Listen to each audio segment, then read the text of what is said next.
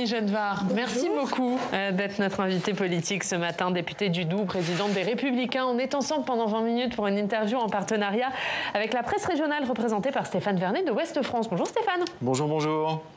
Annie Genevard, on va évidemment parler de ce qui s'est passé hier à l'Assemblée nationale. Vous n'avez voté aucune des motions de censure, ni celle au pluriel de la NUP, ni celle du Rassemblement national, ni même déposé la vôtre. Êtes-vous ce matin clairement dans l'opposition ? Ah ben, tout à fait. On n'a pas fait échouer la censure. On s'est opposé à ceux pour lesquels les moyens importent peu, pourvu qu'advienne le chaos. Voilà, un de mes collègues a dit, c'est l'union des désordres. C'est un petit coup politique pour mettre un peu plus la pression sur le gouvernement. Mais en réalité, chacun savait que c'était un jeu de dupes puisque il ne parviendrait pas à renverser le gouvernement. Et puis, quand bien même... Avec les voix des Républicains, ça aurait pu marcher. Est-ce que c'est vous qui avez sauvé le gouvernement ? Non, on n'a pas sauvé le gouvernement. On a agi en responsabilité. Ça fait quelques semaines que nous travaillons à l'Assemblée nationale. Imaginons que la motion de censure est aboutie et que nous ayons mêlé nos voix à celles de la France insoumise et du Rassemblement national. Que n'aurait-on dit des Républicains dans cette alliance contre nature ? Et puis enfin, l'essentiel n'est pas là. L'essentiel, c'est que si le gouvernement tombe aujourd'hui, Emmanuel Macron dissout l'Assemblée nationale. Ce sont des semaines d'inaction politique au moment même où les Français souffrent terriblement, où il y a une crise sociale, économique, énergétique. C'est que ça ou c'est aussi le risque que le groupe Les Républicains soit amoindri en cas de dissolution et en cas de nouvelle campagne ? Écoutez, vous savez, en la matière, nul ne peut prévoir ce que donne une dissolution. On est payé pour le savoir. Je rappelle 97. Donc, je pense qu'il est prudent de ne pas se livrer à des conjectures hasardeuses. On a agi en responsabilité. En responsabilité, on n'est pas prêt, nous, à toutes les compromissions pour gagner une élection ou pour accéder au pouvoir. Donc, il y a aussi l'esprit de responsabilité qui doit prévaloir en la matière. Ça ne veut pas dire du tout un blanc-seing pour le gouvernement, ni... On va y revenir, mais juste un mot sur le choix de Marine Le Pen. Choix un peu surprise, hein. Marine Le Pen qui a annoncé hier qu'elle voterait et qui a voté, le député du Rassemblement national, ont voté la motion de censure de la NUP. Ça vous a surpris ? Qu'est-ce que vous avez pensé de ce positionnement ? Alors, je pense qu'elle a voulu faire un coup politique, mais la cible, c'est nous. C'est pour pouvoir dire, d'ailleurs, les réactions de ces troupes sont tout à fait caractéristiques. C'est pour pouvoir dire, voyez, les Républicains soutiennent le gouvernement, ce qui est absolument faux. On l'a démontré dans tous les débats et dans nos prises de position successives. On a fait avancer un certain nombre de sujets qui sont utiles aux Français.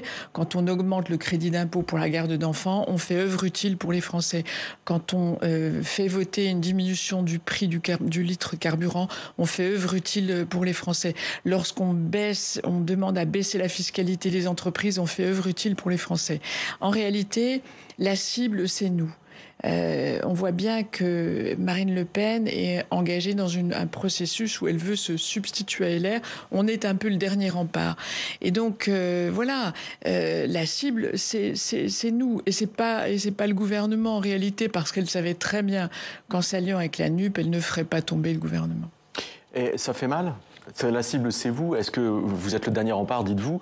Mais est-ce qu'aujourd'hui, au sein du groupe Les Républicains à l'Assemblée, vous êtes 62, est-ce qu'il y a une unité ? Ou est-ce que, contrairement à ce comme on peut l'entendre beaucoup, il y a une espèce de désordre, vous êtes 62, travailleurs indépendants, il n'y a pas de ligne, comment est-ce que vous pouvez faire rempart ? Comment est-ce que vous pouvez avoir cette unité si vous-même vous êtes divisé au sein de ce groupe ?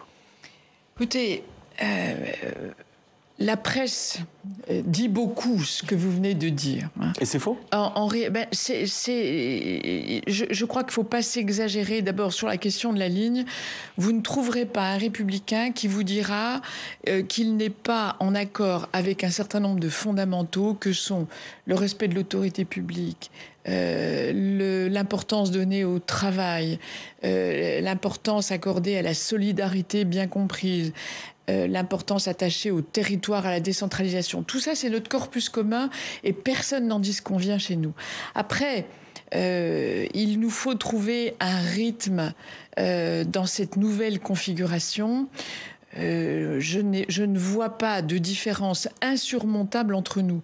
Mais il est clair qu'on est sorti très affaibli de la présidentielle. On est sorti pas aussi affaibli que certains l'auraient voulu ou le prédisaient des législatives. On occupe la ligne qui est la plus responsable, mais la plus difficile à expliquer, une ligne de responsabilité qui fait qu'on ne s'oppose pas par principe, presque de façon pavlovienne. On est là au rendez-vous de la responsabilité, ce qui nous a conduit à faire accepter encore une fois un certain nombre de mesures. Le Sénat est en train d'examiner la loi travail. On a fait adopter une mesure très importante qui assimile l'abandon de poste à la démission et qui n'ouvre pas droit au chômage. Ça, c'est très important. Nous avons notre boussole et elle est intangible, c'est l'intérêt des Français. Maintenant, le jour où ça sera plus possible de soutenir ce gouvernement parce que décidément il n'y aura rien à attendre de lui, eh bien, nous déposerons. Hier, dans son discours, Olivier Marleix, votre président de groupe, il a dit les Républicains n'hésiteront pas à déposer eux-mêmes une motion de censure si les circonstances l'exigent. Ce sont ces mots. Mais c'est quoi les circonstances ? Écoutez, si véritablement Emmanuel Macron ne réformait pas ce à quoi finalement il nous a habitués, cet attentisme, c'est ce qui a caractérisé tout le premier quinquennat. S'il n'y avait aucune des réformes dont la France a un impérieux besoin, si le désordre était tel, ici ou là, qu'il faille remettre à zéro démocratiquement les choses par une élection, nous prendrions sans aucun doute nos responsabilités. La possibilité de dissolution, en réalité, l'arme de la dissolution, c'est nous qui l'avons. Nous le savons bien, mais ce n'est pas une arme qu'on utilise inconsidérément. Ça fait une poignée de semaines qu'on est élu. Quel sens donnerait-on à un renversement du gouvernement alors que nous avons si peu siégé et que nous avons déjà, nous les Républicains, démontré que nous étions utiles aux Français. Est-ce qu'on peut imaginer un accord autour de la grande réforme qui fait parler tout le monde, celle des retraites, la réforme à venir ? Ce serait quoi les conditions pour que vous entendiez avec le gouvernement autour de ce projet-là ? On a toujours prôné une réforme des retraites qui est rendue aujourd'hui absolument nécessaire. Le comité d'orientation des retraites le dit très clairement. Soit vous baissez les pensions, soit vous augmentez les cotisations, soit vous jouez sur la durée de cotisation et sur l'âge. Nous, on a toujours été invariants sur ce sujet. Donc, avant de répondre à votre question, j'attends de voir le texte que le gouvernement posera sur la table des députés. Parce que sous le précédent quinquennat, il y a eu des concertations sans fin qui n'ont abouti à rien. Une réforme... Mais là, vous doutez que les concertations n'aboutissent encore à rien ? Abracadabrantesque qui n'a abouti à rien. Vous doutez que ça soit le cas, qu'il y ait un nouveau recul du gouvernement ? Moi, j'attends de voir. Je sais que c'est une réforme que le gouvernement sait indispensable, mais qu'il juge politiquement embarrassante. Donc, comment traitera-t-il politiquement la question ? Il est clair que nous, on continuera à mettre la pression. Mais vous n'êtes pas certaine qu'il aille jusqu'au bout, c'est ce que vous dites. Ah non, à ce stade, je ne suis pas certaine qu'il aille jusqu'au bout. Non, en effet. Sur la question des majorités, donc sur la réforme des retraites, on a bien compris, vous attendez de voir le texte. Il a dit autre chose hier, Olivier Marleix. Il dit il y a des majorités possibles, le pays n'est pas condamné au blocage. C'est ce qu'il a dit à Elisabeth Borne. Ça veut dire que cette majorité possible, c'est avec vous, clairement ? Non, ça veut dire que lorsque le gouvernement propose des choses qui sont utiles, qui sont ajustées à la situation... pourquoi... Mais on peut tenir comme ça pendant 5 ans avec un cas par cas sur certains textes. C'est tenable pour vous ? Ça, c'est le problème du gouvernement. Pas le vôtre ? Ça, c'est le problème du gouvernement en réalité, parce que il a une majorité relative et divisée. Parce que on se plaît à souligner les divisions de notre groupe, mais j'aimerais que l'on se penche davantage sur les divisions de la majorité. Lorsque le MoDem pose un amendement dont le gouvernement ne veut absolument pas et que le MoDem persiste à le présenter, à le maintenir en séance, alors même que le gouvernement a mis un veto sur... Ça en dit long quand même sur la division de la majorité. Donc voilà, le problème d'Emmanuel Macron, c'est qu'il a une majorité relative, qu'il a une majorité qui n'est pas homogène et qui va révéler ses fractures dans les textes à venir. Les retraites, J'aurais bien savoir ce que Sacha Houlié, qui est vraiment un homme de gauche, va faire sur l'immigration. J'aurais bien savoir ce que le président de la commission des lois va faire sur la loi immigration. Donc tout ça, ce sont Et sur ces textes, ils auront besoin des LR, c'est ce que vous leur dites ? Alors, nous, sur ces sujets-là, on a posé très clairement les termes du débat. Si le compte n'y est pas, je ne vois pas pourquoi on soutiendrait le gouvernement. Si maintenant le compte y est, si on a été l'aiguillon qui pousse la majorité à agir, qu'il adopte, qu'il vient sur nos positions, et non pas nous à eux, eh bien là, quelle raison aurions-nous de ne pas voter ces dispositions ? Ça ne veut pas dire qu'on se rallie à la majorité. Moi, je pense que les Républicains ont reçu un héritage politique dont d'une certaine façon, qu'ils ont le devoir de transmettre. Et rejoindre la majorité, c'est faire courir le risque à cet héritage de se dissoudre et de s'oublier. Et ça n'est pas possible. Une dernière question sur le budget et la séquence qu'on est en train de vivre. Entre le projet de loi de finances en deux parties, le PLFSS, le projet de loi de finances sur la sécurité sociale, en 4 parties, dont 2 seront âprement disputées, et un éventuel projet de loi de finances rectificative. Est-ce qu'on va avoir, d'ici la fin de l'année, des séquences avec une quinzaine de 49.3 à chaque fois à l'Assemblée, entre la première lecture, la nouvelle lecture, la lecture définitive, etc. Est-ce que vous pensez qu'à chaque fois, on aura droit à une motion de censure, ou plusieurs, et que en fait le Parlement va pendant quasiment 3 mois être sans arrêt en stop and go avec des débats qui finalement servent à rien? Alors, connaissant la NUP et les filles, à mon avis, déposeront des motions de censure systématiques. Bon. Pour le reste, je n'en sais rien. Il est clair que là, on a la démonstration que le 49.3 est la traduction de l'empêchement du gouvernement et d'Emmanuel Macron, puisqu'ils sont obligés d'utiliser cet outil que la Constitution prévoit très clairement. La France insoumise et le Rassemblement national ont choisi de dramatiser cet outil, de montrer que c'était un coup de force, de pouvoir délégitimer ainsi le gouvernement. C'est juste la traduction que le gouvernement est empêché de gouverner convenablement. Pour revenir à votre positionnement par rapport à la majorité, vous avez évidemment lu l'interview de Nicolas Sarkozy dimanche dans le journal du dimanche. Il vous appelle à aller plus loin qu'une majorité texte par texte, de laquelle vous nous parlez, Il demande à Emmanuel Macron de franchir le Rubicon, à chercher à faire un accord politique en bonne et due forme avec toutes les bonnes volontés prêtes à constituer une majorité dans l'intérêt supérieur du pays. Je le cite. Est-ce que les LR font partie de ces bonnes volontés ? Rejoindre la majorité, ça voudrait dire valider, nous sommes en séquence budgétaire, un budget où on emprunte 270 milliards d'euros. Emprunt inégalé à ce jour. Où on fait presque 50 milliards de nouvelles dépenses, où on a un déficit budgétaire de plus de 150 milliards. Bon, pour ne parler que du budget. Rejoindre la majorité, ça signifierait valider la politique migratoire du gouvernement qui a laissé aller les choses dans un laxisme coupable dont on perçoit aujourd'hui toutes les conséquences délétères. Rejoindre la majorité, ça signifierait de valider la façon dont l'école est aujourd'hui gérée, avec tous les problèmes qu'on connaît, le communautarisme, l'entrisme d'un islamisme militant, les défaillances en termes de transmission des savoirs.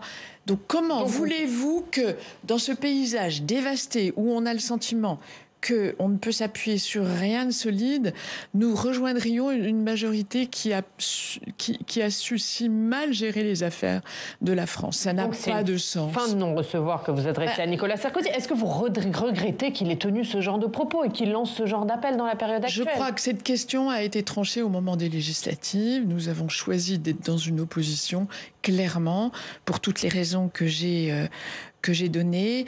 Là où je rejoins Nicolas Sarkozy, parce que dans cette interview, il faut voir aussi en creux les critiques qu'il fait d'Emmanuel Macron. Il dit, tout le monde en prend pour son grade. Il dit en substance, il n'a pas les moyens de ses ambitions. C'est un président faible. Il dit son échec sur le plan international. L'Ukraine, la Russie, aujourd'hui nos relations avec l'Allemagne qui sont très dégradées, c'est quand même très préoccupant. Il dit les erreurs stratégiques majeures en matière d'énergie. Donc, mais il dit aussi que si c'était à refaire, il appellerait à nouveau à voter pour Emmanuel Macron, parce qu'en gros, ce qu'il dit, c'est qu'il n'y avait personne de crédible chez les LR. Il dit qu'il n'aurait jamais voté pour Le Pen ou pour Mélenchon, qu'il ne voulait pas d'un duel Le Pen-Mélenchon, ce en quoi nous sommes d'accord. Et que la droite n'était pas en capacité d'être au second. Écoutez, moi, je considère que, pour moi, Nicolas Sarkozy est libre de sa parole aujourd'hui comme hier, mais il a dit aussi qu'il sortait du jeu politique, qu'il ne voulait pas se mêler... Donc il aurait dû s'abstenir de politique, donc je veux en rester là. Donc il aurait dû s'abstenir de parler dimanche. Écoutez, ça lui appartient. Est-ce qu'il faut que les Républicains tournent la page du sarkozysme? On entend ça chez des candidats à la présidence. Est-ce que vous dites, bah oui, il faut tourner la page du sarkozysme? Aujourd'hui, Nicolas Sarkozy et les Républicains, c'est terminé. Alors, il garde des amis chez les Républicains. Dans cette interview très, très longue, il dit un certain nombre de choses auxquelles on peut souscrire. Ça a été un grand chef d'État. Voilà, on tourne... On n'oublie pas ce qu'il a été, on n'oublie pas ce qu'il a apporté à notre pays et ce qu'il a apporté à la droite. Maintenant, il a dit très clairement qu'il ne voulait pas se mêler... notamment à l'élection interne, il ne prendra pas parti, il ne votera pas.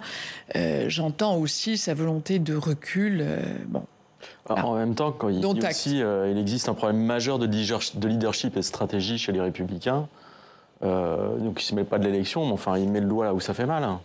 Alors il y a deux choses, leadership et stratégie. Il est clair que dans les années qui viennent, on aura besoin d'une incarnation forte parce que, notamment en 2027, on n'élit pas un parti politique, on élit un homme ou une femme. On élit c'est le premier enjeu de l'élection après à la tête de la présidence des Républicains. Et puis sur la question de la stratégie, vous voyez que c'est une stratégie qu'il nous faut sans cesse expliquer, mais qui est la stratégie de la responsabilité. Imaginons un peu que les Républicains se mettent dans la roue de la France insoumise, par exemple, en votant. Comment voulez-vous que les Français nous accordent ensuite leur confiance? Ça n'est pas possible. Donc la stratégie, bien sûr, elle est sans cesse à ajuster à l'actualité, au texte, mais quand même, sur les fondamentaux, nous sommes d'accord, nous n'avons jamais varié sur nos fondamentaux. Je prends deux exemples. Celui de l'énergie, de la politique énergétique. Si nous avions poursuivi la politique initiée par Georges Pompidou et conduite de façon invariante par tous les présidents de droite qui lui ont succédé, on ne serait pas dans la difficulté dans laquelle on se trouve aujourd'hui. Si on avait réformer les retraites, si on avait continué à combattre l'immigration illégale et intensifier les obligations de quitter le territoire français, vous avez regardé les chiffres, l'effondrement depuis 2012, depuis que Nicolas Sarkozy a quitté le gouvernement.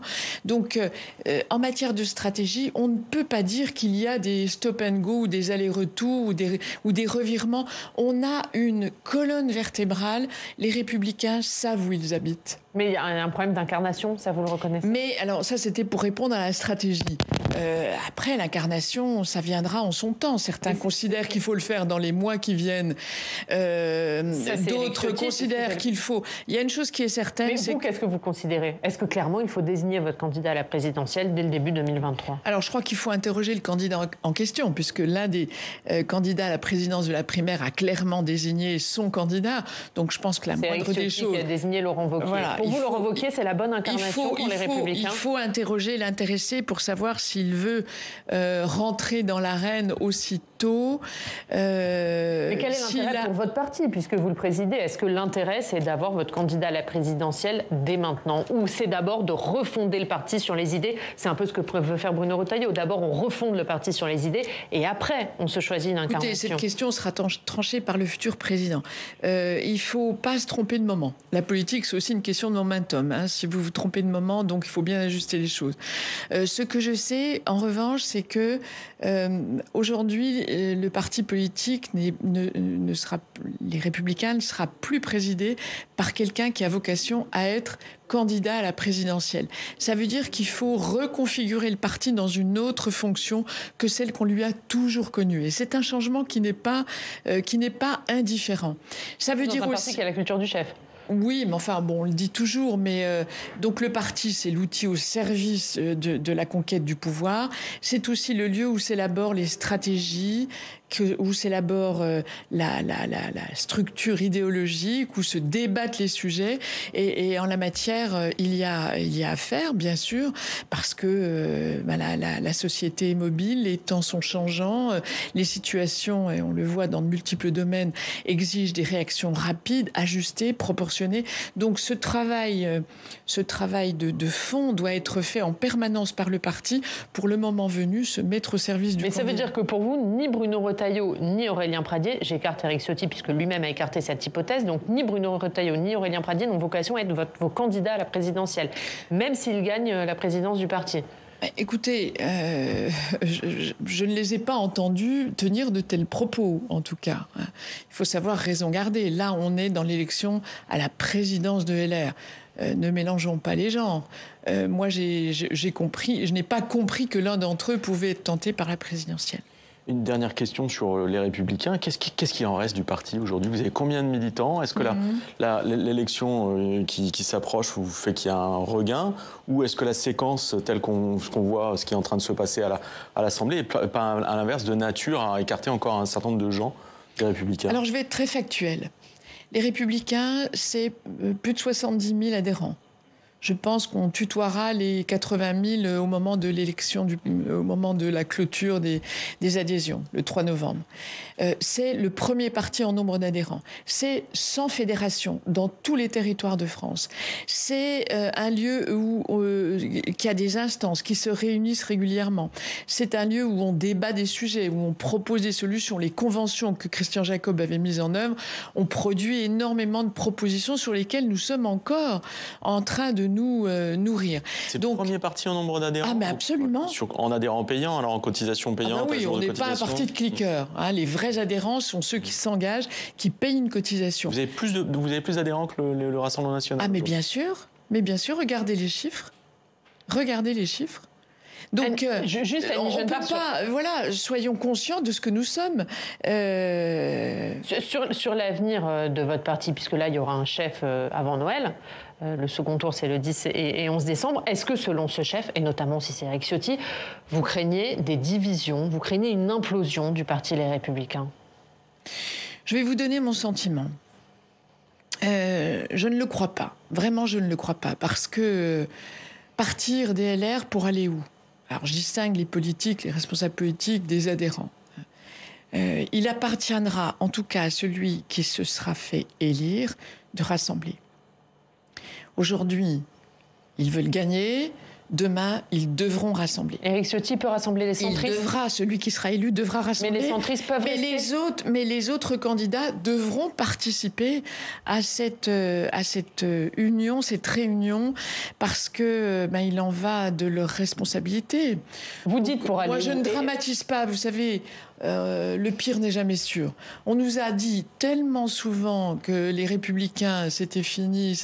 En réalité, on voit que on est en permanence la cible de critiques et d'attaques convergentes. C'est donc qu'on représente quelque chose. Et ça, j'en suis profondément convaincue. Un dernier mot, convaincue. puisque vous dites partir pour aller où? Il y a Édouard Philippe qui tend les bras à tous les gens qui veulent quitter les Républicains parce que les Républicains seraient trop à droite. Ça ne va pas être lui le grand gagnant de la course à la présidence des LR? Je n'y crois pas. Je n'y crois pas parce que Édouard Philippe est quand même comptable d'un bilan. Le bilan d'une bonne partie du premier quinquennat d'Emmanuel Macron, c'est lui. Les gilets jaunes, les 80 km/h, le début de l'explosion des dépenses publiques, etc., etc. Donc voilà, Édouard Philippe, c'est Macron. Un dernier mot, Stéphane, rapidement. Emmanuel Macron a rencontré Giorgia Meloni à l'occasion de sa visite à Rome. Est-ce que vous pensez que c'était une bonne chose? Premier chef d'État à la rencontrer. Comment est-ce que vous voyez ça? Giorgia Meloni a été élue démocratiquement. Moi, je suis très attachée à l'expression du suffrage. Voilà, donc je pense qu'il faut reconnaître la légitimité. Le peuple italien est souverain. C'est un grand peuple, un peuple ami, un grand peuple européen. C'est pour ça que la réaction de Madame von der Leyen était pour le moins décalée, je crois. Bon, il l'a rencontrée, mais en catimini, le soir, en la faisant entrer par une porte dérobée. On voit bien qu'il assume n'assume pas complètement. Bon, soit elle est reconnue comme un chef de gouvernement, comme un autre, et on la rencontre à visage découvert, soit on considère qu'elle n'est pas fréquentable, et dans ce cas-là, on ne la rencontre pas. Il a fait du en même temps, c'est ce que vous nous dites. Voilà, c'est une fois de plus du en même temps. Moi, je considère qu'il est normal de rencontrer la dirigeante, la nouvelle dirigeante de l'Italie. Voilà. Merci Annie Genevard. Merci beaucoup d'avoir été notre invitée. La une de Ouest France, non, le sport professionnel n'oublie pas la planète. C'est à la une de votre journal, Stéphane. Merci Annie Genevard. On passe au Club des Territoires.